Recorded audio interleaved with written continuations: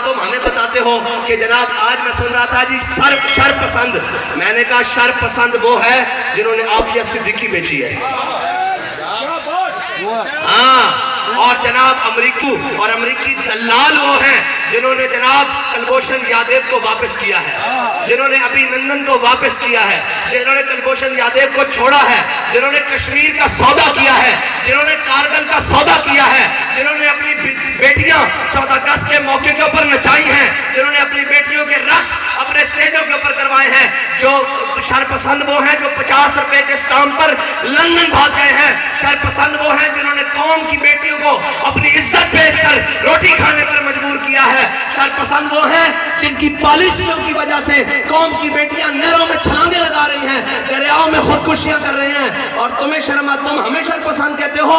अगर हुजूर की इज्जत पर पहरा देना शरपसंदी है तो ये शरपसंदी हम हर बार करेंगे, 100 बार करेंगे, सरे बाजार करेंगे, अगर वक्त आया तो सरेदार भी करेंगे।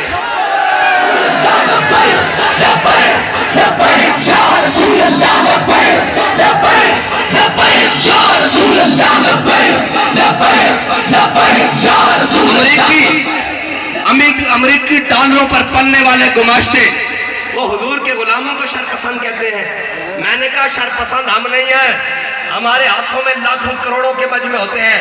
ये देखो हजारों लोग बैठे हुए हैं, लेकिन ये अपने घरों में वापस जाएंगे। पूरे सुबह उठकर पूरे दादू से पता कर लेना है जी, पूरे अगर एक भी पत्ता टूटे तो उसका जिम्मेदार मैं हूं।